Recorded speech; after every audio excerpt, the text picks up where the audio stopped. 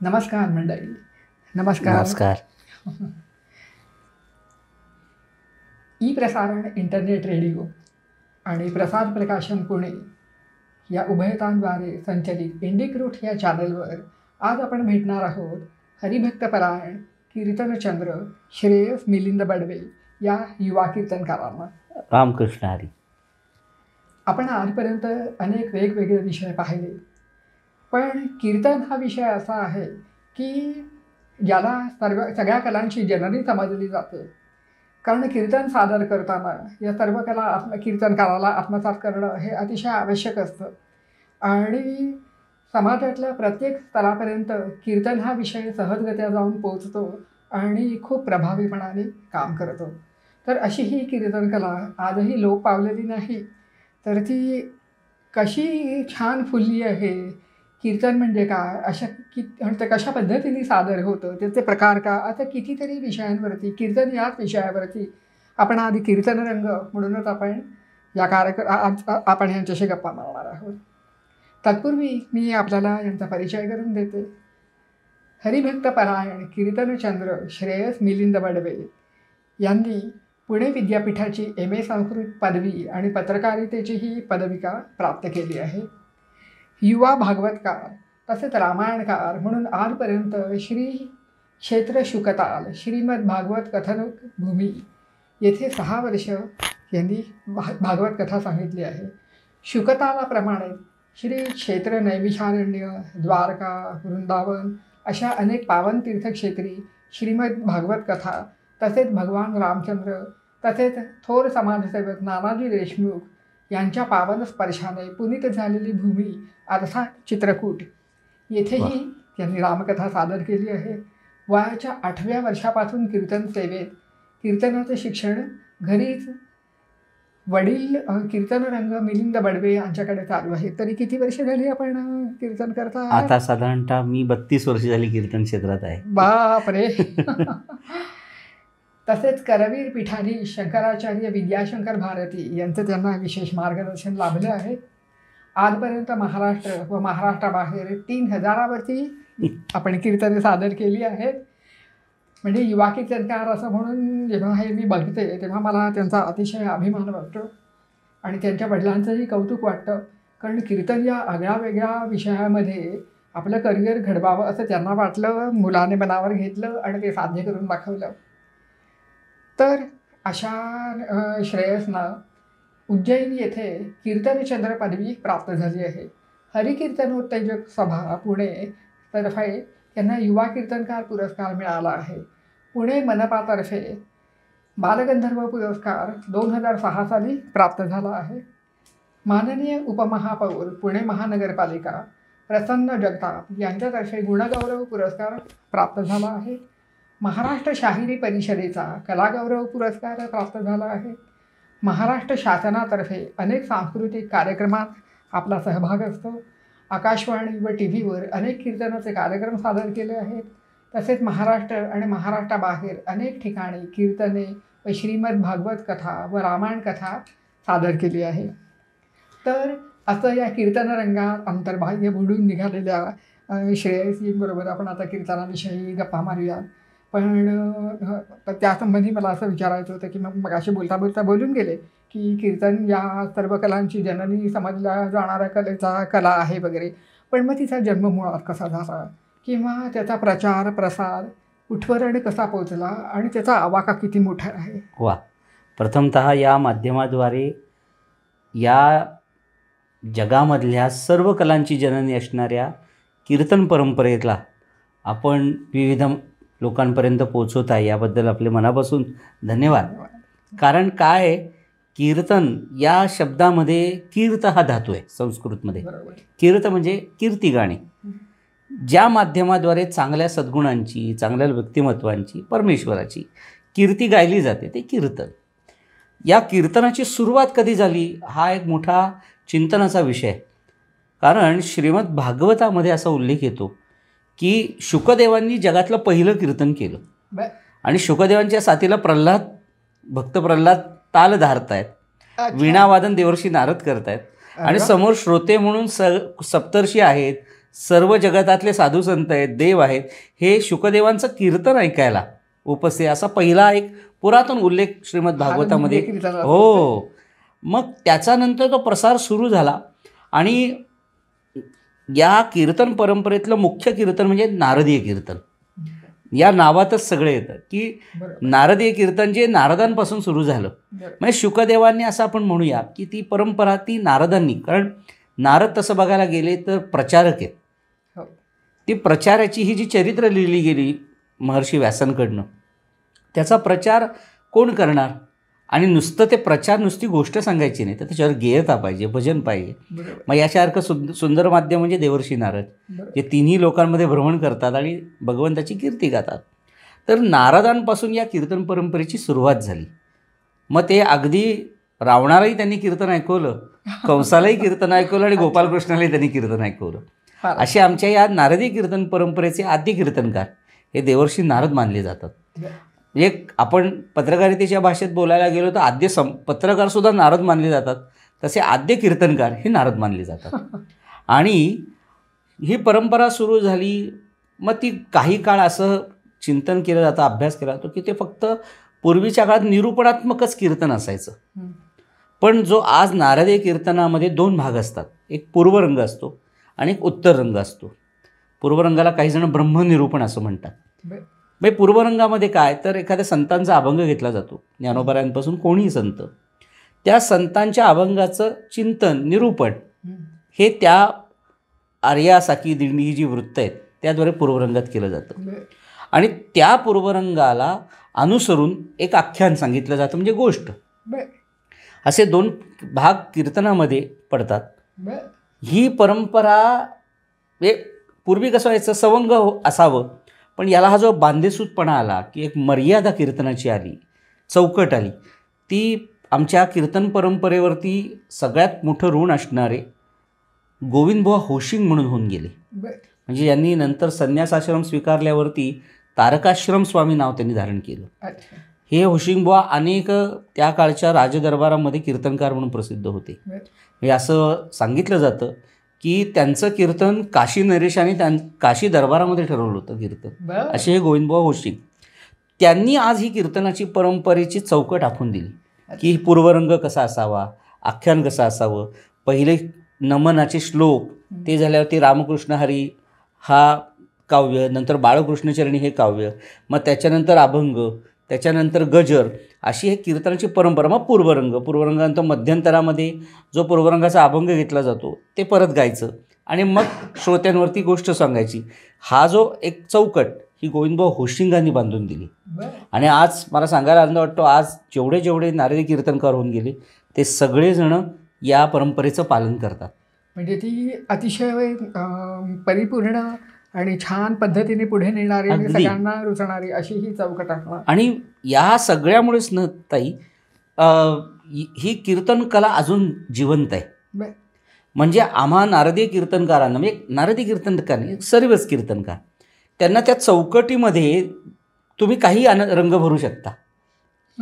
म्हणजे एकाच वेळेला चौकटपणा आहे, हो, स्वातंत्र्य. अगदी. म्हणजे आमचे गुरूंनी आम्हाला असं सांगितलं होतं, बाबा रे ही चौकट आहे आणि हे रांगोळी आहे आणि हे रंग आहेत, या चौकटीत तुला रांगोळी काढायची आहे. मग ती 4 टिपक्यांची काढणं तर 10 काढणं तर न करता फ्रीलान्सची रांगोळी काढ, पण ती त्या चौकटीतच आली पाहिजे, पण ती रेखीवपणा आला पाहिजे. हा या कीर्तनाचा आहे. त्यामुळे अजूनही मी आज बघायला गेलं तर बऱ्याच लोककला या मृत अवस्थेमध्ये गेल्यात की त्यांना कोणी पुढे करणारच नाही आहे. पण नारदीय कीर्तन किंवा कीर्तन परंपरा टिकून, कारण ती मर्यादा आहे, पण मर्यादेतलं स्वातंत्र्य खूप छान द्यायला दिलेलं आहे की त्याच्यामध्ये तुम्ही कुठलेही दृष्टांत घेऊ शकता. त्याला एक असं हे नाही की हेच झालं पाहिजे, आवडलेलं गोष्ट घेऊ शकता. मग एखादं विवेकानंद चरित्र घेऊ शकता, विवेकानंदाचं एखादं कोटेशन्स घेऊ शकता. विवेकानंद नाही, अगदी आपले APJ अब्दुल कलामांपर्यंत तो विषय येऊन थांबतो. बरोबर. त्यामुळे आज ही अजूनही कीर्तन परंपरा बहरली आहे आणि त्याचा हा आवाका एवढा मोठा आहे की त्याला मर्यादा आहे. ती कुठली तर सगुणचरित्रे परमपवित्रे पावन सादर वंदावी हे नाथ महाराजांनी सांगितले. पण ती सगुणचरित्रे कुठलीही येऊ शकता तुम्ही, ज्याचं कीर्तन गायला जाऊ शकतं ते चरित्र, तो विषय तुम्ही यातनं मांडू शकता. खरं म्हणजे तुम्ही आता हे अगदी संपूर्ण कोणाच्याही आयुष्याला जगाच्या पाठीवर कुठेही लागू पडेल असं सूत्र सांगितलं. अगदी खरं, मर्यादित स्वातंत्र्य. बस खरंय. आणि तेच तर महत्त्वाचं आहे. खरं, अगदी खरं, अगदी खरं. आणि याचमुळे ही परंपरा टिकून राहिली याचं पण एका दृष्टीने एक कारण असू शकतं. अगदी कारण आहे त्यातलं एक हे असू शकतं. पण मग आता हे उत्कृष्ट कीर्तन करण्यासाठी कीर्तनकाराला स्वतःला कोणतं कोणतं शिक्षण घ्यावं लागत असेल, त्याला बराच अभ्यास करावा लागत असेल, ज्ञान करावं आवश्यक असेल, किंवा प्रभावी कीर्तन सादरीकरण करताना एकंदरीतच कोणकोणत्या गोष्टी साधल्या जायला लागतात, प्रसंगावधान हे तर ठेवावंच लागत असेल, तर त्याबद्दल काही सांगा. आता मुख्य मुद्दा काय असतो, कीर्तनकार जेव्हा तुम्ही कीर्तनाला उभे राहता तेव्हा जवळजवळ समोर ऐकायला 500-600 श्रोता असतो. म्हणजे आम्ही कायम सांगतो की त्या एका कीर्तनकाराचे 2 डोळे हे 600 श्रोत्यांकडे पाहत असतात, पण 600 श्रोत्यांचे 1200 डोळे एका कीर्तनकाराकडे पाहत असतात. आणि त्या तिथे उभं राहिल्यावरती जेव्हा ती जी आम्ही ज्या ठिकाणी उभं राहतो त्याला नारदांची गादी म्हणतात. हे आपल्याकडे विविध गाद्या असतात की व्यासपीठ असतं वगैरे. पण आम्हाला गंमत सांगावीशी वाटते ताई की म्हणजे ज्या आपल्या भारतीय संस्कृतीमध्ये गादीला स्पर्श केला जात नाही बघा, जी महनीय गाद्या असतात त्याला वंदन केलं जातं आणि बसलं जातं की ते. पण नारदांची गादी अशी आहे की त्याला नमस्कार करून त्यावर उभं राहिलं जातं, पाय लावला जातो. म्हणजे आम्ही नारदांच्या गादीवरती ठामपणे उभे राहतो आणि आम्ही बोलतो. बरोबर. त्यामुळे समोरच्या श्रोत्यांची भूमिका अशी की हे नारदांचंच रूप आहे आपल्याकडे, हे नारद. आणि त्या ठिकाणून जे सांगितलं जातं ना त्याचा परिणाम पटकन श्रोत्यांवर होतो. बरोबर. त्यामुळे कीर्तनकाराला ह्याच्यासाठी खूप तयार असावं लागतं. बरोबर. मग त्याच्यासाठी त्याचं वाचन, त्याचं शिक्षण, म्हणजे आम्ही कायम सांगत असतो 3 क्षण फार महत्त्वाचे आहेत. म्हणजे फक्त कीर्तन क्षेत्रात नाही, प्रत्येक क्षेत्रात ज्या क्षेत्रामध्ये एखाद्याला आपल्याला मोठं व्हायचं आहे त्यांनी 3 क्षण खूप जपावे लागतात. पहिलं शिक्षण, दुसरं निरीक्षण आणि तिसरं आत्मपरीक्षण. किती छान सांगितलं. हे कोणत्याही क्षेत्रात. तसं कीर्तनकाराला जर उभं राहायचं असेल तर त्याला त्याचे बेसिकली अभ्यास कुठला, तर त्याचं वाचन खूप पाहिजे. बरोबर. संदर्भ ग्रंथ, म्हणजे आम्ही कायम सांगत असतो की कीर्तनकाराच्या घरामध्ये स्वतःचे ग्रंथालय असावं, स्वतःचंच. किंवा त्याच्यामध्ये ज्ञानेश्वरी असेल, तुकाराम गाथा आहे, दासबोध आहे, रामायण आहे, महाभारत आहे. कारण कुठला संदर्भ कधी लागेल माहिती नसतं. भारतीय संस्कृती कोशचे खंड आपल्याकडे असावे, कारण सगळ्यातलं सगळं ज्ञान त्या कीर्तनकाराला नसतं. आम्हाला विविध कारणास्तव कीर्तन करावे लागत असतात विविध प्रसंगांनी. मग त्याचं ज्ञान संपादन करायचं झालं तर आता सुदैवाने गुगल वगैरे उपलब्ध आहे, पण ते सुद्धा गुगलवरचं मिळणारं नॉलेज किंवा माहिती ही किती ऑथेंटिक आहे हाही मोठा प्रश्न असतो. मग आपणच ते शोधून काढायचं. मग त्याच्यासाठी तुमचा ज्ञानेश्वरीचा अभ्यास पाहिजे. मी म्हणत नाही असं की पूर्ण पाहिजे, झाला तर उत्तमच, पण ते आपण म्हणतात ना जॅक ऑफ ऑल, तसं थोडं थोडं तरी माहिती पाहिजे. कुठे संदर्भ कुठे मिळू शकेल, ज्ञानेश्वरीच्या कोणत्या अध्यायात मिळू शकेल, दासबोधाच्या कोणत्या समासात मिळू शकेल, कोणत्या श्रीमद भागवताच्या कोणत्या स्कंधा मिळू शकेल. मग शोधण्याची एक गती मिळते. त्यामुळे तुमच्याकडे पहिलं मुद्दा आपल्याकडचं ग्रंथालय असावं. भागवत आहे, ज्ञानेश्वरी आहे, तुकाराम गाथा आहे, दासबोध आहे, हे ग्रंथ आपल्या घरात असावे. दुसरं म्हणजे कीर्तनाला महत्त्वाचा विषय असतो गाणं, संगीत. आता इथे आपण तंबोरा लावला आहे, ते तंबोरा लावल्यावरती त्या बोलण्याला एक गती प्राप्त झालेली असते. कारण गाण्यावरती कीर्तन खूप अवलंबून आहे. कारण कीर्तनामध्ये आर्या येतात, साकी येते, दिंडी येते, ही वृत्त आहेत आपल्या मराठीतली, ती कथानक तो विषय पुढे नेणारी असतात. बरोबर. त्यामुळे कीर्तनकाराला ते गाणं फार गरजेची बाब आहे. मग तुम्ही गाणं पहिल्यापासून? हो, गाणं मी थोडं शिकावंच लागतं. का असतं, कीर्तनातलं जे नमन असतं ते थोडं क्लासिकल रागांमध्ये बांधलेलं असतं, रामकृष्ण हरी. बरोबर. आणि जेव्हा कीर्तनाची वेळ सुद्धा ठरलेली नसते, संध्याकाळी कधी 6 ते 8 असतं, कधी रात्री 10 ते 12 असतं, काही कीर्तन सकाळी असतात, काही दुपारची पण असतात. मग तेव्हा दुपारचे कीर्तन असेल तेव्हा दुपारच्या रागातलं एखादं नमन म्हटलं, श्रोत्यांनाही त्याचा आनंद मिळतो. बरोबर. की आणि पुन्हा मुद्दा कुठे होतो, एका ठिकाणी जर 10 दिवस कीर्तन असेल तर नुसतं जय जय राम कृष्ण हरी असं जर मी 10 दिवस म्हटलं तर ते कंटाळा येतो. मग तीच चाल जर मी बदलून 10 दिवस म्हटली तर ते लोक पहिल्यापासून येतात. नाही तर काय रोज महाराज आपलं जय जय रामकृष्ण हरी त्याच चालेल म्हणतात, ही चाल झाल्यावरच जाऊ असं होतं काही वेळा. त्यापेक्षा जर आज कुठल्या रागात म्हणणार आज, मग तो शास्त्रीय संगीत ऐकणारा श्रोतासुद्धा आपल्याकडे वळतो. बरोबर. जेव्हा तुम्ही कीर्तनामध्ये 10 राग तरी कमीत कमी आपले तयार असावे, की 10 रागांमध्ये 10 नमन, 10 अभंगाची चाला आपण म्हणू शकू, हे त्या कीर्तनकारावर अवलंबून आहे. आणि कसं होतं, वारकरी कीर्तन आणि नारदी कीर्तन हे आपल्या महाराष्ट्रातले आता 2 कीर्तन प्रवाह आहेत. नारदी कीर्तनाचा आणि वारकरी कीर्तनामध्ये फरक काय, तर वारकरी कीर्तनामध्ये मागं टाळकरी उभे असतात. हं. नारदी कीर्तनामध्ये ते नसतात. अच्छा. फक्त तबला पेटी एवढ्याच आणि नक्कीच नारदी कीर्तन काय. वारकरी कीर्तनामध्ये तो पखवाज असतो, वीणावादक असतो, कधी कधी हार्मोनियमवाला असतो, टाळकरी असतात, एक चाल म्हणणारा गायक वेगळा असतो. अच्छा. तो नारदी कीर्तनात नसतो. सगळं त्या कीर्तनकाराला वन मॅन शो म्हणतात. तो सगळ्याच्या सगळा फक्त कीर्तनकारा होतो. यामुळे त्याला त्याचं वाचन खूप आवश्यक आहे. बरोबर आहे. मगाशी म्हटलं त्याप्रमाणे निरीक्षणही समाजात काय चाललंय. एखादा प्रसंग जर आज दिवसभरात घडला तर काही श्रोते असेही असतात की आजच्या प्रसंगावरती आजचे कीर्तनकार रात्री काही बोलतायत का, भाष्य काही करतायत का त्यांचं स्वतःचं. म्हणजे मला आठवतं आमच्या कीर्तन परंपरेमध्ये एक महान तपस्वी कीर्तनकार होऊन गेले, आपल्याला माहीत असतील, डॉक्टर आनंदराव आठवले. हो. म्हणजे ज्यांनी नंतर संन्यास आश्रम घेऊन स्वामी वरदानंद भारती झाले. डॉक्टर आनंदराव आठवल्यांचं एक फार छान वाक्य येत आहे. ते असं म्हणायचे की कीर्तनकार हा कीर्तनकार नसतो, तो भाष्यकार असावा.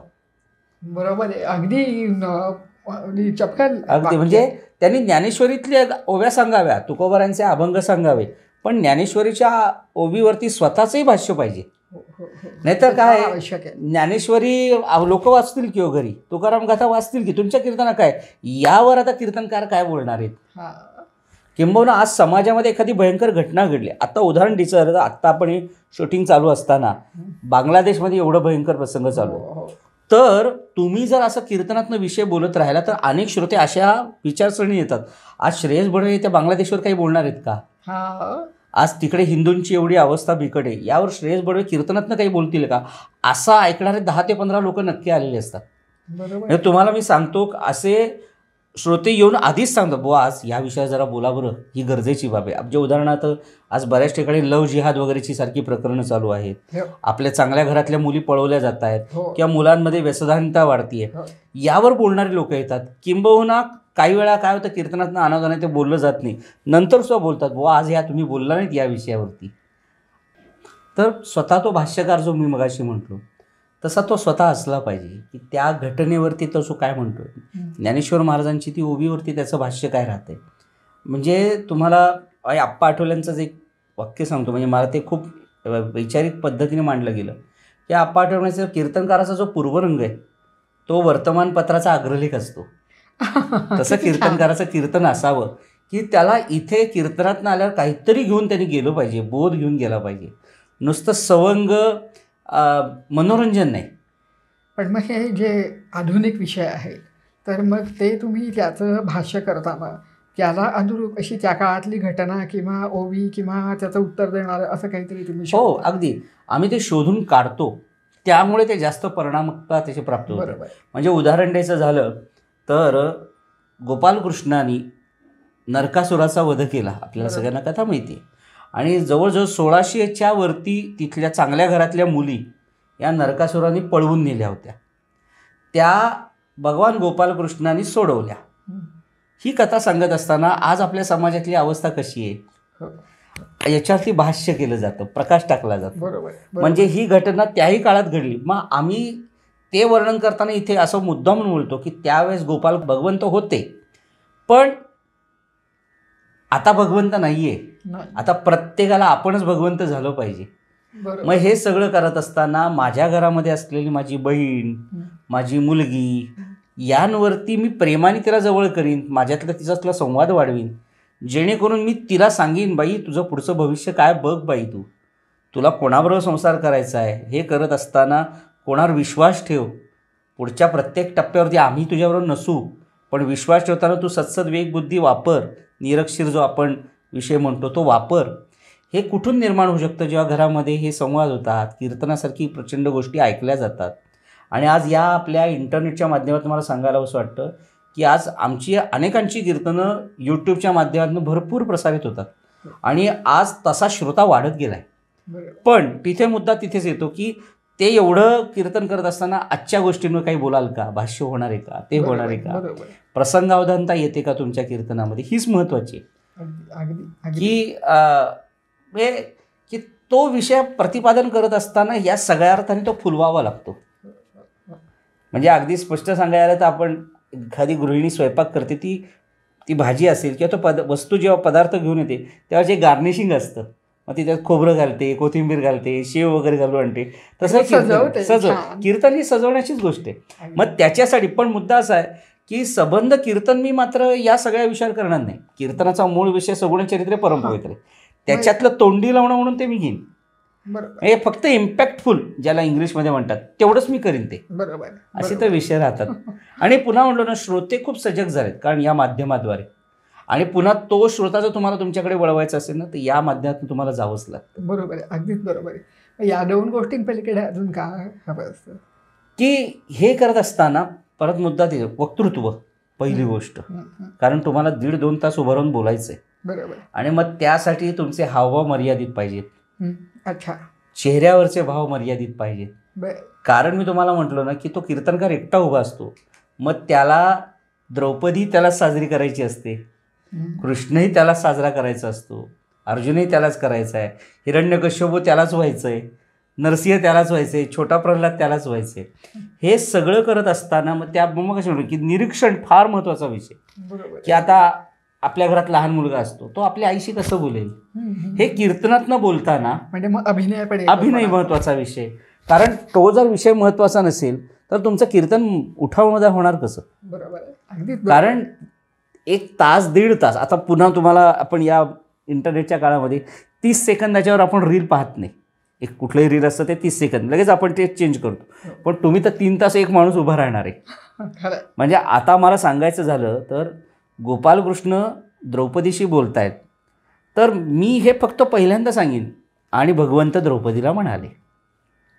पण पुढचं सगळं माझ्या आवाजाच्या चढ उतारावरून कळलं पाहिजे. ही द्रौपदी बोलली, हे कृष्ण बोलले, हा अर्जुन बोलला, अरे गोपालकृष्णा असं नको रे करू, हे आपल्या आवाजातनंही द्रौपदी बोलली. कृष्ण जेव्हा भगवद्गीता सांगायला उभं तेव्हा एक ठामपणा येतो. नमे भक्त प्रणश्यती, हा जो ठामपणा येईल तो कृष्णाच्या तोंडून आता कृष्ण बोलले असं म्हणून येता येणं गावाने. की अर्जुन म्हणतो कृष्णाला, भगवंता अरे बाबा माझे सगळे पाहुणे नातेवाईक समोर पाहिले होते, यांना मी कसं मारू. हे अर्जुनाच्या टोनवरनं कळलं पाहिजे हा अर्जुन बोलतोय. बरोबर, बरोबर. हे कीर्तनातनं यासाठी त्याचा एक थोडा वाचिक अभिनय, कायिक अभिनय, मानसिक अभिनय हा त्याची एक, आणि पुन्हा त्याची एक प्रोसेस येते अभ्यासाची, ती सतत चिंतनात्मक झाली पाहिजे. बरोबर. आणि ते सगळं याच्या चरित्रात अंटक असेल. म्हणजे आम्ही साधारणतः ध्रुव चरित्र सांगतो. आपल्या सगळ्यांना ध्रुवाची कथा माहिती आहे. ती ध्रुवाच्या वडिलांच्या मांडीवर ती सुरुची आई त्याला खाली खेचते. तिथे बोलताना ती सुरुचीचा आवाज ही चिडलेली असणार आहे म्हटल्यावरती ती त्याच आविर्भावामध्ये त्यांनी कीर्तनकारांनी बोललं पाहिजे. बरोबर आहे. आणि पुन्हा ध्रुवानी त्याच आविर्भावामध्ये घाबरलंही गेलं पाहिजे. हे चेहऱ्यावरती भाव आले पाहिजेत तुमच्या, तर ती मजा येते कीर्तनाला. नाही तर ते काय होतं, मग ते फक्त कथा सांगितली जाते, श्रोत्यांचं भिजणं होत नाही. बरोबर. हे आम्ही कायम सांगत असतो की श्रोता रडावा अशी इच्छा असेल ना, त्यांनी आधी कीर्तनकारांनी रडावं लागतं. तर तुमच्या अंगावर रोमांच उभे राहिले. आता अनेक चरित्र आपण पाहतो की संत चरित्रात की पांडुरंग समोर उभा राहिला, त्याचं वर्णन करताना तुमच्या अंगावर रोमांच उभे राहिले पाहिजे, तर श्रोता रोमांच करेल. थोडक्यात तुम्ही आता ज्या सगळ्या कला सांगितल्या त्या सगळ्या आत्मसात करून त्या तुम्हाला पचवायला पाहिजे. अगदी ते कथानक तुम्हाला पचवायला पाहिजे, तेव्हा ते आतून बाहेर येईल. अगदी. म्हणून म्हटलं तुम्हाला त्याचे शास्त्रीय संगीत फार उपयोगी पडतं. कारण तुमचे पेटीवाले तबलजी असतात. बरोबर.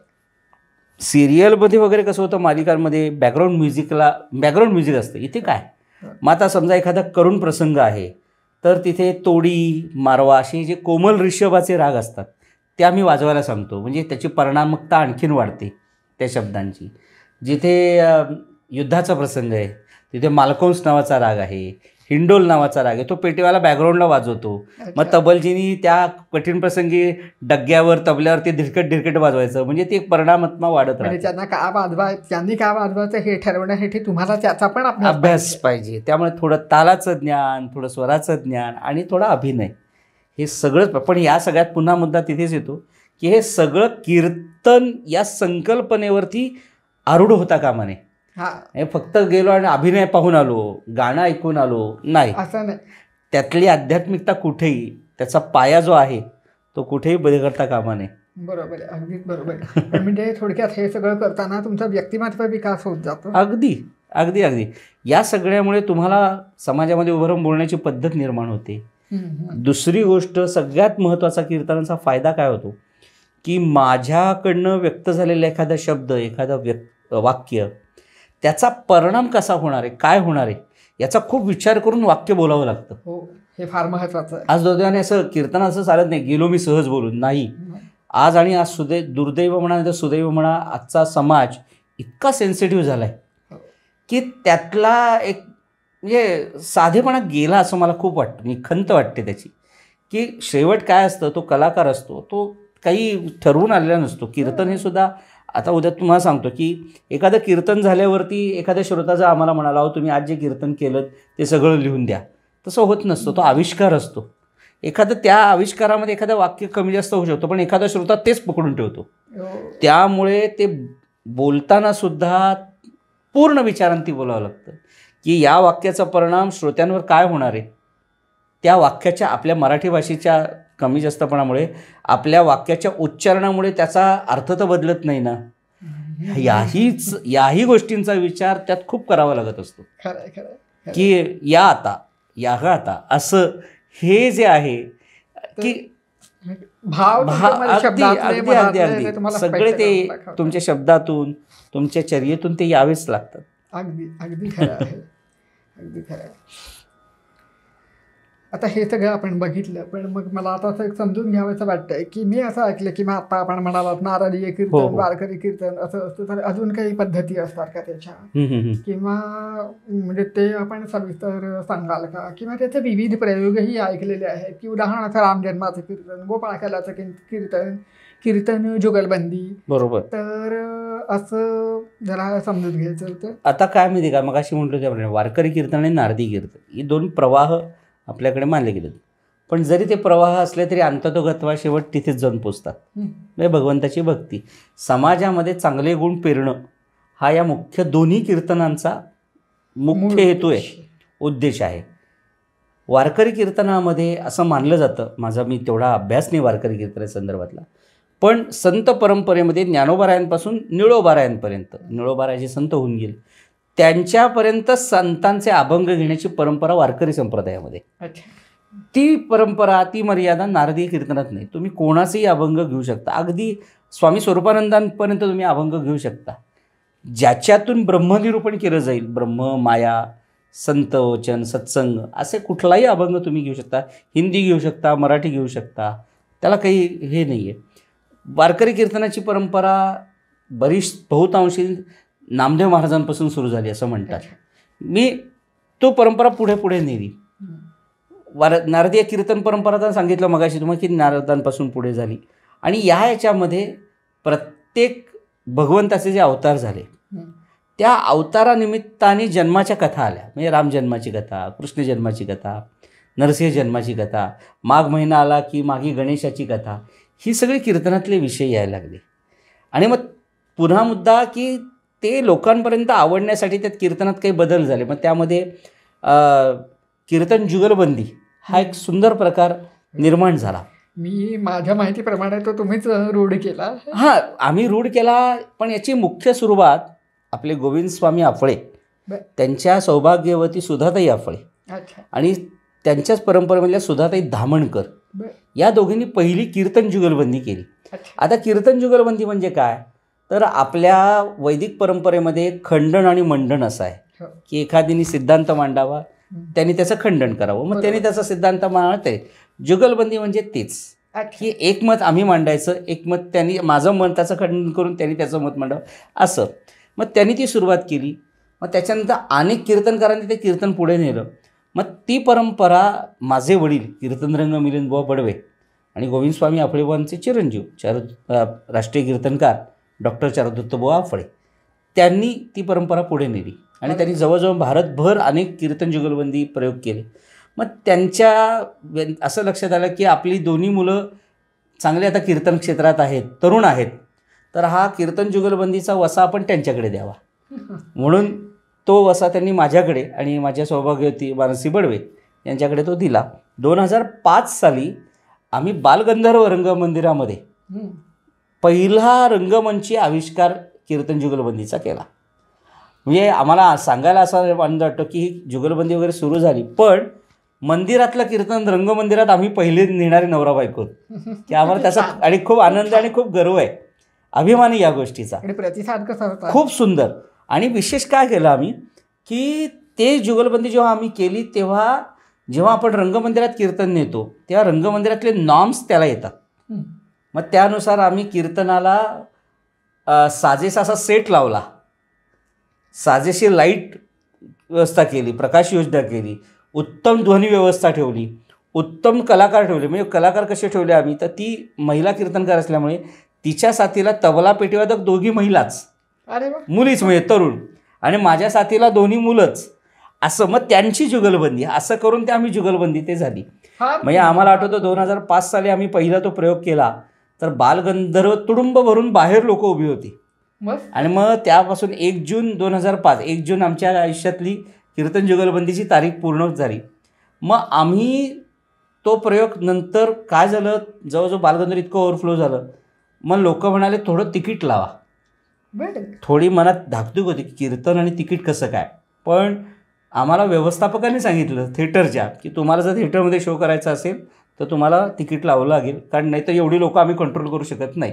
त्यामुळे आम्ही एक नाममात्र तिकीट लावलं. आम्हाला हेही सांगावं वाटतं की त्या तिकीट लावून कीर्तन ऐकायला जाणारे श्रोते आम्ही पाहिलेले आहेत आणि तिकीट लावून कीर्तन करणारे आम्ही नवरा बायको झालो तेव्हापासून.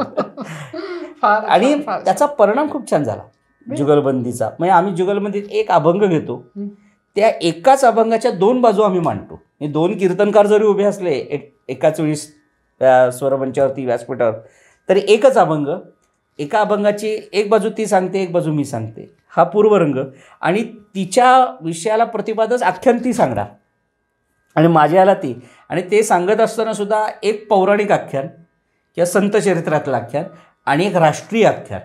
मग त्यामध्ये शिवाजी महाराज येतात, त्यामध्ये वासुदेव बळवंत फडके, चाफेकर बंधू, सावरकर अशी चरित्र ती सांगते. इकडे नामदेव, तुकोबारा, ज्ञानोबारा ही चरित्र, आणि परत शेवट सांगड एकत्र येऊन कुठेतरी घालायची. अशी तो आमचा थीम आम्ही ती जुगलबंदीची पूर्ण बसवलेली आहे. आणि माझ्या हो सांगायला आनंद वाटतो. त्याच्याशी एखादी छोटीशी झलक बघायला आवडेल. अरे बाबू नाही, काय मुख्य मुद्दा असा आहे की ती जुगलबंदीला मानसिक व्हावी शेजारी. तर उदाहरण द्यायचं झालं तर एक अभंग असा आम्ही घेतो की दासा सहाय्य नारायण होय रक्षिता आपण, असा एक तुकाराम महाराजांचा गाथेतला असा अभंग मानला जातो. तर त्याच्यामध्ये ती असं मत मांडते. मी आधी सांगतो, कारण सुरुवात जुगलबंदीला मी करतो प्रतिपादन विषय, की मी विषय आणतो की भगवंत भक्ताला मदत करतो. मग ती उदाहरणं की उच नीच काही नेणे भगवंत तिष्ठे भाव भक्ती देखो निया, दासी पुत्र कण्या विदुराचे भक्ती दैत्या घरी रक्षे प्रल्हादासी, मीराबाईसाठी घेतो विष प्याला दामाजीचा झाला पाडेवार. अशी दृष्टांत आम्ही घेतो की भगवंत भक्तासाठी बघा किती येतो वगैरे वगैरे. असं म्हणून झाल्यावर तिच्यावर जेव्हा वेळ येते तर अभंग काय, दासा सहाय्य नारायण होय रक्षिता आपण, हे निरूपण माझं झालं. ती म्हणते हा अभंग चुकीचा आहे, मला नाही हा अभंग पटत. माझं मत असं आहे दासा सहाय्य नाही तर दास सहाय्य नारायण होय रक्षिता आपण. म्हणजे तुम्ही सांगता देव भक्ताला मदत करतो, मी म्हणते चूक आहे, भक्तच देवाला मदत करतो प्रत्येक वेळेस. मग ते सांगत असताना देवानी यांनी उदाहरण दिली आत्ता अशी जोडशांना ती सांगते की उच्चनीचे काही दासीपुत्र कण्यावर. अहो पण त्या देवाची गोष्ट तुम्हाला सांगू का, मग ती तिथे जनाबाईचा एक अभंग घेते. याच्या जन्माची परवडी माय बापा पायी बेडी, ज्याने वदिला हो आपला मामा तो काय येईल आपल्या कामा, ज्याने वदिली हो आपली माय तो काय उपयोगी पडेल काय, याच्या भक्तित्वाची खेळी बळी घातला पाताळी, महाकृतघ्नाची खाणी म्हणे नामयाची जनी, असं ती म्हणून सुरुवात करते. मग ती सांगत असताना ती म्हणते की मग भक्त देवाला मदत करतो म्हणजे काय, आता मारुती होते म्हणून राम लंकेपर्यंत पोहोचू शकले, असं ती उदाहरण देते. आणि मग ती आख्यान सांगताना बाजीप्रभू देशपांडे सांगते. हे स्वातंत्र्यवीर सावरकरांचं सगळं काव्याचा अभ्यास करून तिनं ते चरित्र जे बसवले गोविंदस्वामी अकळीबुवांनी, ते ती परंपरेने घेते की बाजीप्रभू म्हणजे दास भक्त होता म्हणून शिवाजी रूपी नारायण वाचले विशाळगडाला जाताना, असं ती उदाहरण सांगते. आणि मी इकडे नामदेव चरित्र सांगतो की पांडुरंग होते म्हणून नामदेव वाचले. असा हा पद्धतीने प्राचीन पौराणिक आणि वर्तमान या सगळ्याचा मेळ अगदी घातला असा जातो. झगडा असतो. असे आमचे जवळजवळ 10 ते 12 विषय आमचे विषय बसलेले आहेत की तो विषय घेऊन भक्ती श्रेष्ठ की कर्मश्रेष्ठ, आजच्या काळात काय पाहिजे, हम्म. की नुसतंच देव माळ घेऊन करावं, कीर्तन करायचं, भजन करायचं का कर्माची जोड पाहिजे, असा विषय घेऊन सुकन्या श्रेष्ठ की सुपुत्र श्रेष्ठ, मुलगा मुलगी हा विषय नाही. माझ्या घरात मुलगा आहे त्याचा सुपुत्र कसा होईल हा आणि माझ्या घरात मुलगी आहे तिची सुकन्या कशी होईल, हा असं चरित्र. मग ती बरोबर. झाशीची राणी मुद्दाहून सांगते चरित्र अच्छा. की लहानपणीच तिच्यातली चणूक दिसली. आणि मी चरित्र सांगताना मी तानाजी मालुसरे सांगतो की घरात शुभकार्य असताना सुद्धा आज माझी देशाला गरज आहे ना, समाजाला माझी गरज आहे ना, मी पहिली प्रायोरिटी तिथे देईन, हम्म. असं चरित्र सुपुत्र ही भूमिकेत मांडतो. सुकन्या ती विषय. मग ती अभंग घेताना म्हणते, स्त्री जन्म म्हणून न व्हावे उदास, साधू संत ऐसे केले मज, असं जनाबाईचा अभंग आहे. स्त्री जन्म म्हणून कसं उदास व्हायचं, आपण काही करू शकत नाही का, बरोबर. असं चरित्र सांगताना ती सांगते. आणि आम्ही सुपुत्र संसारी कुळाचे मंडळ असा अभंग घेतो. फार सुंदर, अशी फार छान सुंदर. आमची बहर. आता आणि मला सांगायला आनंद वाटतो की आता आम्ही लवकरच 1000वा प्रयोग आम्ही जुगलबंदीचा करतोय. बापरे, हा फार फार सुंदर अगदी. आणि मनपूर्वक नक्की अभिनंदन आहे नक्कीच तुमचं. नक्कीच म्हणजे ऐकून पण इतकं छान वाटतं हो. की आता पुन्हा कधी असेल तेव्हा मी नक्की नक्की नक्की. पण आता असं आहे की शेवटी ही परंपरा इतका प्राचीन काळापासून चालत आलेली आहे, तर हे उघडच आहे की प्रत्येक काळामध्ये काही नामवंत किंवा हो. ज्यांनी कीर्तन कलेवर आपला ठसा उमटवला अगदी असे कीर्तनकार नक्कीच होऊन गेलेले असणार. तर त्यांची काही खास उदाहरणं सांगणार का, म्हणजे नुसतं उदाहरण नावं असं नाही अपेक्षित, तर त्यांनी त्या त्या काळावरती काय ठसा वा वा. उमटवला असं. खूप सुंदर प्रश्न आहे ते हा. म्हणजे अगदी खरं सांगू का, आज माझ्यासारखे कीर्तनकार, म्हणजे हे मी खूप जबाबदारीनं विधान करतोय की आज मीही 38-39 वगैरे वर्षाचा तरुण आहे. आज माझ्यासारखे कीर्तनकार फक्त आणि फक्त चरितार्थ, कीर्तनावरती चरितार्थ चालवणारे काही कीर्तनकार आहेत. हे बाकी ते कुठल्याही ह्याच्यात या नाही. काळात याही काळात. तर हे आज कीर्तनावरती चरितार्थ चालवू शकणं असा विचार करायला का करू शकतो, तर आधीच्या कीर्तनकारांनी जे सोसलं ना, आणि सुदैवाने आधीचे होऊन गेल्या कीर्तनकारांनी आमच्यासाठी एक सुंदर प्लॅटफॉर्म तयार करून दिला. बरोबर ते त्यांचं योगदान खूप मोठं आहे. बरोबर. हे मी सांगतो, माझ्या घरात माझं भाग्य असं की माझे आई कीर्तनकार आहे, माझे वडील कीर्तनकार. माझे आईचे वडील पुण्यामधले उत्तम संवादिनी वादक होते, श्रीनिवास जोगळेकर. आपल्या इथे नारद मंदिर म्हणून पुण्यामध्ये आहे, हो. जिथे 12 महिने कीर्तन चालतात. ते 12 महिने तिथे कीर्तनाला साथीला असायचे. त्यामुळे ते घरात माझ्या वातावरण. पण त्यामुळे मी लहान वयापासून कीर्तनासाठी किंवा कीर्तनकाराला काय पद्धतीचं कॉम्प्रोमाइज करावं लागतं हे पाहिलं. बरोबर बरोबर. म्हणजे त्या काळचा काळ तुम्हाला आठवत असेल की मानधन वगैरे हा विषय नसायचा. एक कीर्तनामध्ये समोर एक ताट ठेवलं जायचं, त्याच्यामध्ये लोक येऊन तांदूळ टाकायचे, गहू टाकायचे, काही सुट्टे पैसे टाकायचे. मग कीर्तन झालं की ते कीर्तनकार किंवा त्याचा घरातलं कोणी ते गोळा करायचं. असा काळ मी पाहिलेला कीर्तनाचा, की त्या एस टीमध्ये वाद्य टाकायची, अनेक किलोमीटर चालत जावं लागायचं बॅगा घेऊन. तो काळ मी पाहिल्यावरती आज मी तुम्हाला सांगतो, आज आमच्यासारखे कीर्तनकार आम्ही विमानातनं फिरतो. आज कुठेही कीर्तन असलं, आज तेवढी कीर्तनाची ताकद नाही, म्हणजे आमच्या यात योगदान काही नाही आहे. कीर्तनाची ताकद एवढी वाढली की आयोजक सांगतो, बुवा तुम्ही विमानाने या, विमानाने आम्ही काय तो प्रवास करू. म्हणजे माझे आजी वडील ही माणसं, माझे आजोबा घरामध्ये, वडिलांचे आजोबा अंध होते, सीताराम बुवा बडवे म्हणून. माझे वडील त्यांना लहानपणी सगळीकडे घेऊन जायचे, कारण दिसत नाही. ते पेटी वाजवायचे, कीर्तन करायला लागले. पण त्यांना 3-3, 4-4 किलोमीटर चालत जावं लागायचं, चालत, की एका कीर्तनासाठी ती पेटी घ्यायची, बापरे. असं घेऊन जावं लागायचं. पण आज आम्ही विमानाने फिरतोय कारण ह्यांची पुण्य आमच्या पाठीशी. मग त्यामध्ये बघायला गेलं तर आमच्या कीर्तनामध्ये, नारदी कीर्तनामध्ये अनेक पठड्या निर्माण झाल्या. मग त्यामध्ये निजामपूरकर पठडी आली. निजामपूरकर पठडीमध्ये लक्ष्मणबुवा निजामपूरकर असतील, आदी मंडळी, श्यामबुवा निजामपूरकर असतील, ते आले. कोल्हटकर पठडी आली, कराडकर पठडी आली. कराडकर पठडीमध्ये पहिले नरहरिबुवा कराडकर म्हणून होऊन गेले. त्यांचे चिरंजीव रामचंद्रबुवा कराडकर, म्हणजे जे नंतर कोल्हापूर म्हणजे आपल्या शंकराचार्य झाले, विद्याशंकर भारती, अच्छा, करवीर पीठाचे हो. ते. म्हणजे नंतर कान्हेरेबुवांची पठडी आली. बरं. किंबहुना मी कराडकर पठडीबद्दल एक असं नक्की सांगेन. कराडकर बुवांचं मी नाव घेतलं, नरहरिबुवा कराडकर. हे नरहरिबुवा कराडकर म्हणजे भास्करबुवा बखलेचे गायक होऊन गेले.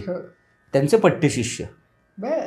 म्हणजे असं मानलं जातं की भास्कर बुवा बखल्यांचे 3 शिष्य, बालगंधर्व, मास्टर कृष्णराव फुलंब्रीकर आणि नरहरिबुवा कराडकर, हो, हो, हो. त्यांच्या परंपरेतली ही कीर्तनपरा. मग त्यामध्ये नंतर घागबुवा, दत्तदास बुवा घाग आले, आमचे श्रीपाद बुवा ढोले कीर्तनकार आले. पुन्हा आपल्या महाराष्ट्रामध्ये या पुण्यातच आपले असणारे गजानन बुवा राईलकर, ते उत्तम कीर्तनकार होते. बर. कमलाकर बुवा औरंगाबादकर कीर्तनकार होते. अजून आपल्याकडे इथे धर्माधिकारी म्हणून कीर्तनकार होते. अशी ही कीर्तन परंपरा, आणि या प्रत्येकाने ही कीर्तनं जगवण्यासाठी खूप मोलाची हे दिली. हे कराडकर पठडीचं उदाहरण द्यायचं आलं तर त्यांच्याकडे ते सगळं शास्त्रीय संगीत आल्यामुळे गाण्यामध्ये, कीर्तनामध्ये शास्त्रीय संगीताचा भरणाव जास्त असायचा. बरोबर. म्हणजे कराडकर बुवांच्या कीर्तनाला भीमसेन जोशी, अभिषेकी बुवा वगैरे कीर्तन ऐकायला असायचे. बापरे. आवर्जून आपल्या नारद मंदिरामध्ये कित्येक वेळा अभिषेकी बुवा, भीमसेनजी, कराडकर बुवांचं कीर्तन ऐकायला उभे असायचे. हे मी तो दुर्दैव तो काळ आम्हाला पाहता आला नाही, पण मी पाहिलेलं काळ सांगतो की दत्तदास बुवा घागांचं नारद मंदिरामध्ये कीर्तन होतं, तेव्हा कीर्तन ऐकायला जयमालाबाई शिलेदार आल्या होत्या, कीर्तिताई शिलेदार आल्या होत्या. अशी मंडळी कीर्तन. किंबहुना उदाहरण द्यायचं झालं तर गजानन बुवा राईलकर म्हणून कीर्तनकार होऊन गेले. त्यांचं कीर्तन मोहम्मद रफींनी ऐकलं, आणि कीर्तन ऐकल्यावरती मोहम्मद रफी बोलले की यांच्या गळ्यातला गोडवा माझ्या गळ्यात जर अजून आला असता तर आज मी कुठे गेलो असतो. हे मोहम्मद रफीनी कीर्तनकाराचं केलेलं गौरव आहे. किंबहुना व्ही शांताराम यांनी एका चित्रपटाच्या मुहूर्ताला गजानन बुवा राईलकरांना बोलवून घेतलं. अशी परंपरा आपल्या घरात आहे. या सगळ्यांनी तो एक वातावरण आणि कीर्तनामधले खूप मोठं योगदान आहे की हे दिलं, आणि आज त्यामुळे आज आम्ही आहोत. आणि म्हणून मगाशी तेच मी पुन्हा सांगेन की आज आम्ही विचार करू शकतो केवळ आणि केवळ या सगळ्यांचं जे योगदान आहे ना, म्हणजे आमचे गोविंद स्वामी आफळे, त्यांनी तर त्या काळचा महाराष्ट्र एकदम जिवंत ठेवला होता. हे असं आम्ही ऐकतो की जेव्हा त्यांचं आपल्या पुण्यामध्ये दक्षिणमुखी मारुती मंदिरापाशी कीर्तन व्हायचं तेव्हा आप्पाबळवंत चौकापासून रस्ते बंद करावे लागायचे. अरे बापरे. इथपर्यंत कीर्तन, आणि ते उभे राहायचे, असे उभा करायचे. अफजल खान, आत्ता सांगतो सुद्धा अंगावर काटा येतो, शिवाजी महाराज असे उभे राहायचे त्यांच्या कीर्तनामध्ये, आणि लोक अशी चेतून पेटून उठायची ते कीर्तन ऐकल्यावरती.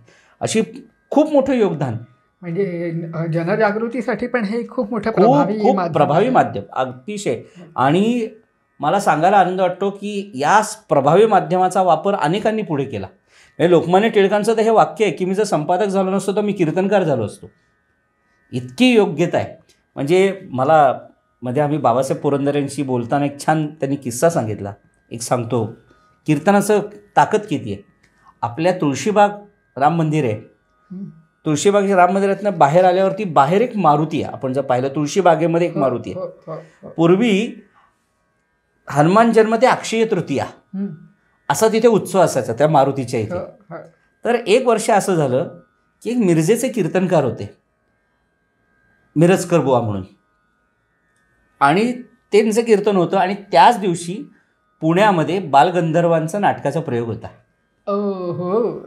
तर अडचण अशी झाली, त्या जो आयोजक होता कीर्तनकारांनी, तर त्या हनुमान जन्मानिमित्ताने बालगंधर्वांचं नाटक एक आयोजकांनी ठेवलं आणि दुसऱ्या आयोजकांनी कीर्तन ठेवलं, बाळूबुवा इचलकरंजीकर, माफ करा, एकाच वेळेस. दुर्दैवाने असं ते झालं. हां, बाळूबुवा इचलकरंजीकर, मी मगाशी मिरजकर म्हणालो तर बाळूबुवा इचलकरंजीकर, त्या काळातले प्रसिद्ध कीर्तनकार.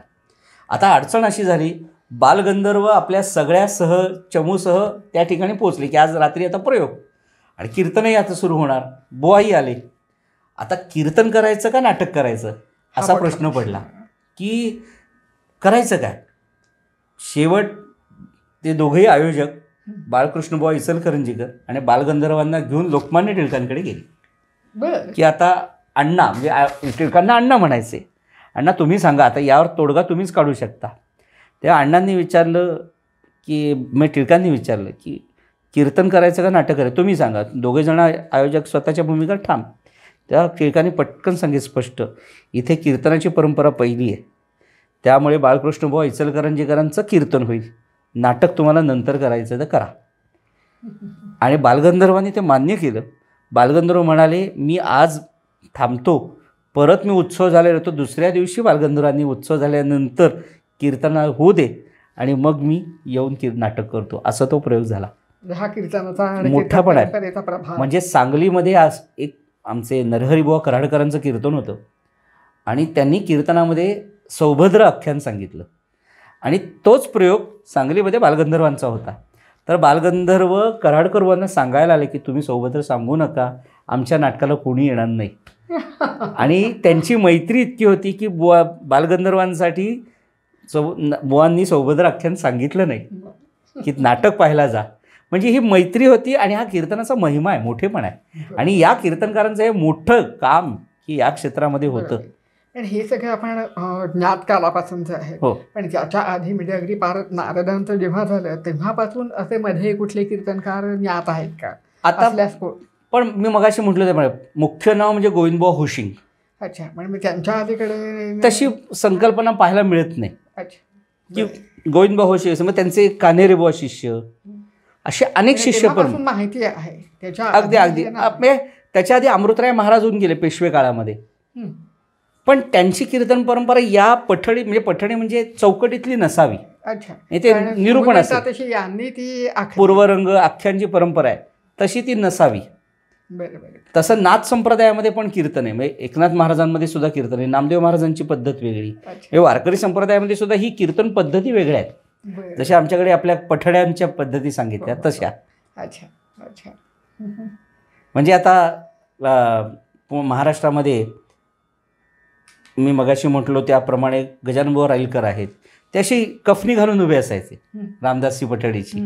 आणि ते असे दिसायला गोरेपार आणि धिप्पाड 96-97 वर्षापर्यंत कीर्तन करत होते ते. पण धिप्पाड होते. त्यामुळे एक कीर्तनाचा एक जो म्हणजे कीर्तनकाराकडे पाहिल्यावर व्यक्तिमत्वाचा एक खेचणं असतं ते फार सुंदर होतं त्यांचं. त्यांचे शिष्य दीनानाथ बुवा गंधे म्हणून होते, ते नाशिकचे. ते कीर्तनाला उभे राहिले ते आपण समर्थ रामदास स्वामी महाराज पाहतोय की काय असं असायचं. छानपैकी त्यांची मूर्ती आणि व्यक्तिमत्व भारदस्त होतं.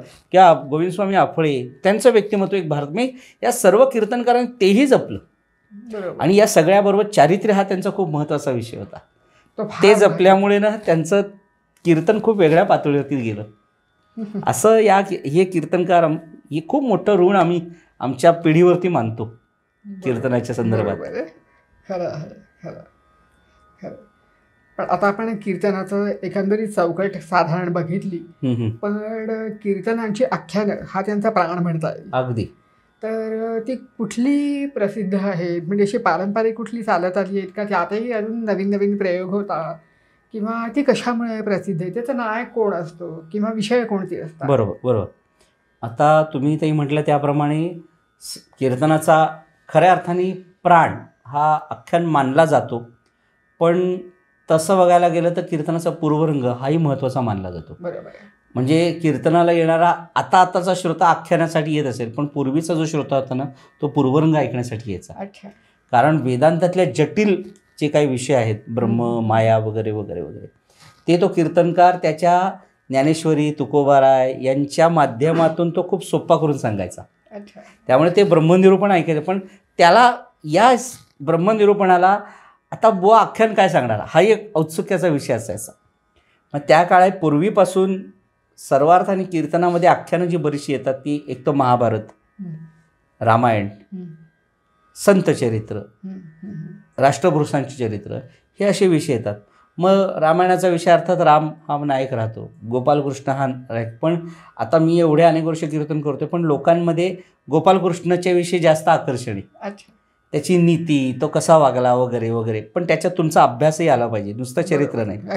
मग राष्ट्रपुरुषांची चरित्र येतात. मग त्यामध्ये छत्रपती शिवाजी महाराज असतील, महाराणा प्रताप आहेत, स्वातंत्र्यवीर सावरकर आहेत, भगतसिंग आहेत, अगदी आत्ताच्या APJ अब्दुल कलामांपर्यंत सुद्धा आम्ही चरित्र सांगत असतो. आत्ता आमच्यातले अनेक कीर्तनकार अगदी अब्दुल कलामांचं चरित्र 2-2, 3-3 भागात सांगतात.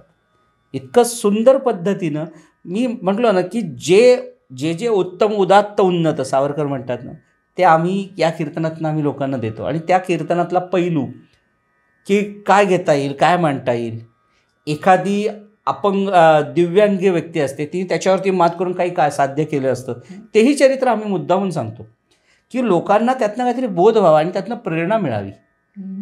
की आम्ही ज्ञानेश्वरांचं चरित्र सांगताना किंवा सांगत असताना चमत्कार वगैरे हे विषय आहेतच, पण एखाद्या मुलाचे म्हणजे ज्ञानोबा मी एक मुलगा या नात्याने वयाच्या दृष्टीने म्हणतो, एखाद्या मुलाचे आई वडील त्याच्या लहानपणी त्याला सोडून जेव्हा जातात, आज एखादा मुलगा इतका फ्रस्ट्रेट होईल त्यामुळे, पण ज्ञानोबा तिथे फ्रस्ट्रेट झाले नाहीत. निवृत्तीनाथ ही चारही भावंडं जपायला लागले. अशा अंगाने जेव्हा आम्ही ती चरित्र सांगतो ना, की याही काळामध्ये त्यांनी त्यांचा अभ्यास त्याच्यावरती मात केली या परिस्थितीवर, आणि त्या लहान वयात. तुकोबारायांचं उदाहरण घ्या ना, की एक सावकार तुकोबार आहे असं आपण म्हणतो, श्रीमंती, एक दुष्काळ येतो आणि सगळा दुष्काळात सगळे निघून जातं घरातलं, तरीसुद्धा तुकोबारा स्टेबल राहतात. म्हणजे या गोष्टी येणार जाणार हे त्यांनी चरित्रातनं दाखवून दिलं. त्यामुळे अशी घडणाऱ्या घटना या आम्ही त्या मुद्दामून चरित्रातनं सांगतो. मीराबाईंचं चरित्र, बरोबर, तुलसीदासांचं चरित्र, महाराष्ट्रातले संत असं नाही, सुरदास आहेत, कोणतीही चरित्र. म्हणजे माझी सौभाग्यवती मानसी बडवे, तिचं वैशिष्ट्य असं की ती वेगवेगळ्या भारतातल्या जवळजवळ 5 ते 6 विरागिनी चरित्र तिने आत्ता बसवली. मग त्यामध्ये महदंबा आहे, जी आद्य कवी महानुभव पंथातली मानली जाते, महदंबा आहे. अशी चरित्र मुद्दामून तिने सांगितली की ही चरित्र लोकांसमोर गेली पाहिजेत. बरोबर आहे, अगदी बरोबर आहे. त्यामुळे प्रत्येक कालखंडातला तो चरित्र अभिनेता वेगळा ठरतो कीर्तनातला. मस्त. पण ते सगळं सांगत असताना तो जुना धागा कुठे सोडायचा नाहीये. बरोबर आहे, अगदी बरोबर आहे. किंवा कृष्ण, राम, मारुती ही चरित्र आहेत, शिवाजी महाराज. इवन आम्ही काही वेळा चरित्र सांगताना सुद्धा शिवचरित्र आणि कृष्णचरित्र समान चरित्र सांगतो. म्हणजे आम्ही तर मुद्दावर असं सांगतो की कृष्णचरित्राचा सखोल अभ्यास जर भारतातल्या कुठल्या राजांनी केला असेल तर ते छत्रपती शिवाजी महाराज आहेत. म्हणजे कृष्णाचं चरित्र एका बाजूने पाहावं आणि महाराजांचं चरित्र एकाने पाहावं, साध्यर्म स्थळं खूप सापडत जातात आपल्याला की महाराजांनी अरे खरंच त्याचा विचार केला असेल का कृष्णचरित्राचा. मग त्याचा संदर्भ परत मिळतो की शिवनेरीवरती शहाजी महाराजांनी आपल्या मुलाला रामायण महाभारत शिकवायला लोकं ठेवली होती, त्याला कथा सांगायला.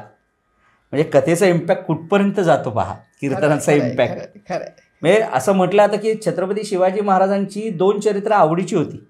एक गोपालकृष्ण मथुरेतनं जन्म झाला, मथुरेच्या तुरुंगातनं पळाले हे चरित्र, आणि दुसरं नरसिंहाचं चरित्र शिवाजी महाराजांची आवडीची होती. का तर जेव्हा शिवाजी महाराज आग्र्याच्या तुरुंगात होते तेव्हा त्यांना आठवलं कृष्ण जसं टोपलीतनं पळाला तसं आपण पळायचंय. बरोबर, अगदी बरोबर, असा विषय. आणि जेव्हा अफजल खान समोर उभा राहिला तेव्हा शिवाजी महाराजांना लक्षात आलं की आता आपण लहानपणी गोष्ट ऐकली होती नरसिंहाची की त्यांनी हिरण्यकश्यपूचा कोथळा बाहेर काढला, आता त्या गोष्टीचं इम्प्लिमेंटेशन करायची वेळ आलेली आहे. हे नक्की असू शकतं, असणार. अगदी कीर्तन परंपरा ही तिथपर्यंत आहे, फार मोठी आणि भव्य परंपरा की जी तुमच्या जीवनावरती थेट परिणाम करते. आणि ती परिणाम करत असताना कुठेतरी आम्ही बोध देतोय किंवा त्याच्यावरती आम्ही काय सांगतोय त्याला हे सुधार असं नाही, सर्वसामान्य पद्धतीने सांगतात. तो मी मगाशी म्हटलं होतं कीर्तनकार त्या श्रोत्यांना इतकं आपलं करतो की अरे हा आपलीच गोष्ट सांगतोय असं प्रत्येक श्रोत्याला वाटतं की हे पण यश आहे. म्हणजे कीर्तन आपल्या जीवनात अरे हा प्रसंग येऊन गेला आहे, तेव्हा आपण कसं वागलो. म्हणजे भगवान रामचंद्र जेव्हा अयोध्येत परत आले तेव्हा पहिले कैकेयी मातेला भेटायला गेले, जिनं वनवासाला पाठवलं होतं तिला भेटायला गेले पहिले. मग असं लक्षात आलं एका श्रोता म्हणतो अरे आपण आपल्या आईशी कसे वागलो त्या काळामध्ये. ठीक आहे, आता दुर्दैवाने आई नाही आपल्याकडे, आता तरी नीट वागू, कारण माझ्या मुलांनी माझ्याशी नीट वागलं पाहिजे. असे एक त्याची परस्पर संवाद, त्याचा परस्पर विचार सुरू राहतो कीर्तनातून. म्हणजे जे तुकोबाराय म्हणतात ना, तुका म्हणे होय मनाशी संवाद, आपुलाची वादा आपणासी, हे कीर्तनातून जास्त घडतं.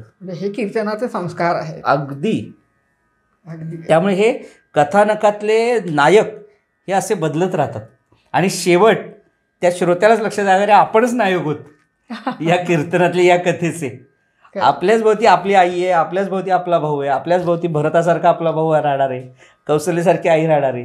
मग शेवट लक्षात आलं आपणच नायकच झालोय.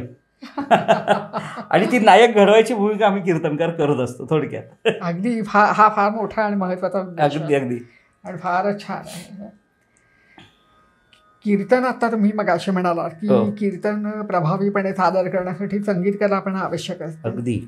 तर कीर्तनामध्ये हे तुम्ही मग असे म्हणालात तसं वेगवेगळे प्रयोग होणं हे पण एक त्याचं वैशिष्ट्य आहे.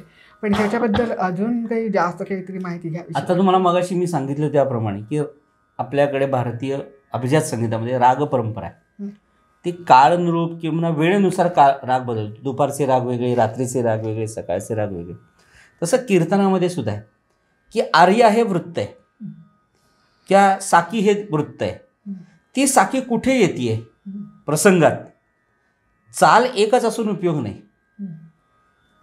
चाल बदलते, कारण प्रसंग कुठला आलाय. एखादा करुण जर प्रसंग असेल तर तिथे टिपिकल दरा रा रा रा रा रा दारा रा दा दा दा दा रा ही साकी आर्येची चाल आहे. ही नाही करून आली पाहिजे. मग तो तोडी नावाच्या रागामध्ये घ्या किंवा साकी सांगायचं आलं. आपण साकीचं उदाहरण तुम्हाला माहिती असेल संगीत सौभद्रमध्ये, चोराने निज देन चोरिल्या धावा धावा ऐसे ही चाल आहे. तर ही जेव्हा करुण प्रसंगामध्ये येते, उदाहरण द्यायचं झालं तर पेशवे दरबारामधले खाजगीवाले भगवान शंकरांच्या दर्शनाला जातात. पहाटेची वेळ आणि पहाटेच्या वेळामध्ये मंदिरामध्ये प्रवेश केले, नंदीला नमस्कार केला. पाहतात तर काय, आता पाहतात तर काय असं म्हटल्यावरती साकी तिथे येते. ती साकी दारा रा रा दारा दारा रा असं नाही उपयोगाचं. ते प्रसंग असा असतो की त्या नंदीच्या पाठीवरती एक हात टाकून एक लहान मुलगा दमून झोपलेला असतो. हे जर मी दारा रा असं म्हटलं तर तो मुलगा डचकून उठेल ना.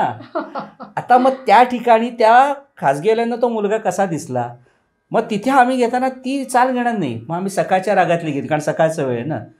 पाठीवर ते हात नंदीच्या अशी आम्ही ती करतो. किंवा पाठीवरती हात नंदीच्या असं नाही रे, तर नाही. पाठीवरती हात नंदीच्या शांत झोपलेले अशी आम्ही ती सुरुवात करू. त्याचा परिणामात्मक झाली पाहिजे ती. बरोबर आहे, अगदी बरोबर. अशी ही कीर्तनाची ती मुख्य परंपरा की त्यासाठी तुम्हाला राग हे संगीत आलं पाहिजे. हा कीर्तनाचा फायदा आहे त्याच्यातला. बरोबर आहे की तो त्या पद्धतीने झाला पाहिजे आणि ती असा आला तरच ती छान त्याचा एक परिणामता राहते. किंवा आता सांगायचं झालं तर एक आम्ही कीर्तनामध्ये आख्यान सांगतो की घरामध्ये एक लहान मूल संत जेवायला येणार असतात घरामध्ये. तर ते स्वयंपाक करता करता करता आईच्या मागं ते मूल लागतं. आई मला भूक लागली भूक लागली. आई म्हणते आत्ता संत येणार आहेत, नैवेद्य झाल्याशिवाय काही मिळणार नाही. मग तो भुणभुण करतो मला पाहिजे आई. मग आई म्हणते असं करते, मी तुला एक गव्हाची चांदगी नावाचा पदार्थ करून देते. जाऊन वरती सरपण आण, लाकडं ठेवले ती काढ. तर तो लाकडं काढायला जातो. तर तिथे प्रसंग इतका करून आहे की त्या लाकडं काढत असताना जुनी पुराणी लाकडं असतात, त्यामध्ये नाक बसलेला असतो आणि तो मुलगा लाकडं टाकत असताना नेमका तो हा डसतो. आता हा इतका करुण प्रसंग आला आहे, तिथे ओवी येते. तर ती ओवी घेताना आम्ही मुद्दाम दरबारी कानडासारख्या गंभीर रागांची निवड करतो. म्हणजे वरे चढून गेला माळ, तो शोकांच्या डोळ्यासमोर होता, वरच चढत गेलाय. काष्ठे काढिता महाव्याळ, झाला करुण प्रसंग. ते फोडला, मुलगा ओरडला. आता आई पळत जाते. तर आई गेल्यावरती वरती जाऊन पाहते काय, वरती जाऊन पाहे तो गेली वंशदीपिका विजोनी. असा एक परिणाम एका क्षणात बदलून जातं वातावरण. हा या संगीताचा खूप मोठा परिणाम असतो आणि तो श्रोत्यांवरती व्हावा. कारण तुमच्याकडे साधनं मर्यादित आहेत. तबला पेटी तुम्ही या सगळ्याच्या माध्यमातून तुम्हाला तितकाच परिणात्मकता गाठायची असेल ना, तर मग तुम्हाला हे संगीताचा उपयोग खूप गरजेचा आहे. खूप म्हणजे खूप. आणि अभंग असतात, काही सगळेच अभंगांची चाली माहीत नसतात. काही इन्स्टंट तुम्हाला काही वेळा गाव्या लागतात. काही वेळा एखादा पेटीवादक नवीन असतो, त्याला एकच राग येत असतो. मग त्या रागामध्ये तो राग तुम्हाला आला पाहिजे थोडा बहुत तरी, तर पटकन आपण त्यात उचलू शकतो. एखादा तबल जे असतो, तुम्हाला हवा तो ताल त्याला येत नसतो, मग त्याला येईल त्या तालामध्ये तुम्हाला गाणं बसवावं लागतं. म्हणजे असं काय कसरती करता तुमचा बेस अगदी. आम्ही काय सांगतो, सध्या एक जॉबच्या काळामध्ये असं बोललं जातं की चॅलेंजिंग जॉब पाहिजे. मी तर म्हणतो कीर्तन हा सगळ्यात मोठा चॅलेंजिंग आणि टास्क येते. कारण तुमचा श्रोता कसा आहे हे तुम्हाला माहीत नसतं. तुमचे साथीदार, प्रत्येक ठिकाणी आमचे साथीदार आम्ही घेऊन जात नाही, तिथले साथीदार असतात. त्यामुळे त्याला साथीदाराला आवडून घेऊन करावं लागतं. त्याला तिथे बोलता येत नसतं, तो नाराज होऊन निघून गेला तर करणार काय. असेही काही वेळा प्रसंग घडतात कीर्तन करायचे. त्यांनी कीर्तनकारांनी बोलले, ते कीर्तन अर्धवट टाकून निघून गेले. अरे पुढचं करायचं कसं कीर्तन. त्यामुळे त्याचा बाबा छान छान छान, तुला कुठले राग येतात, मला यमन येतो बाबा, मला पूर्य धनिष्ठ येतो, चल बा त्याच्यात आपण म्हणू चल. म्हणजे यासाठी तुम्हाला किती तयारीचं सर तर करावंच लागते सगळी. म्हणजे सांगितलं ना, त्यामुळे हे कीर्तन, त्यामुळे संगीत फार गरजेची बाब आहे. आणि परिणात्मकता, आर्याची चाल, आर्याच्या विविध चाली सांगितल्या गेल्यात. भक्ती विना वशनो हे, वीण्याने वा मृदंग नादाने, कन्यादान फला ते कैचा पावे मृद अंगनादाने. अशा चाली आहेत. किंबहुना शब्दोच्चार फोडायचे कसे, इथेही तुमचा संगीतातला विषय पडतो. किंब उदाहरण द्यायचं झालं तर आपल्या सगळ्यांना कथा माहिती आहे, श्रीकृष्णाला रुक्मिणीनं पत्र पाठवलं, मला येऊन स्वीकार करा. तर त्यामध्ये पत्र असं आहे की, तव रूप कीर्ती ऐकोनी मन माझे तल्लीन झाले श्रीहरी. तव रूप कीर्ती ऐकोनी मन माझे तल्लीन झाले श्रीहरी. आता गंमत बघा ताई, न वरी मी हो शिशुपाला, न वरी मी हो शिशुपाला, नवरी मी हो कृष्णाला श्रीहरी. आता हे संगीतातलं जर मला माहिती आहे कुठे खटका थांबल्यावरती ताल कुठे पुढे जाणार आहे, तिथे मग ते मी घेऊ शकतो. न वरी मी हो शिशुपाला, नवरी मी हो कृष्णाला श्रीहरी. हा संगीताचा एक फायदा असतो त्याच्यामध्ये. खरंय खरंय खरंय. त्याच्यातला गोडवा कायम राहतो. तुम्हाला जर संगीत येत असेल थोडं बहुत, तर तुमच्या आवाजातला एक स्वर तयार राहतो. आणि श्रोत्याला 2 तास तो एक मोनोटोन स्वर ऐकत नाही काही वेळा, ते चढ होतात. हे संगीतातनं येत असतात तुमच्याकडे. अच्छा, म्हणजे संगीताचा हा महिमा आणि अगदी कीर्तनाला त्याची देणगी असं म्हणायला पाहिजे. पण आता ही कला नीट संवर्धन करण्यासाठी कीर्तन कला कोणकोणते प्रयोग सध्या चालू आहेत? खरं म्हणजे तुम्ही मागे एकदा म्हणाला होता तसं ती एक व्यक्तिमत्व विकासाची शाळाच म्हणायला पाहिजे.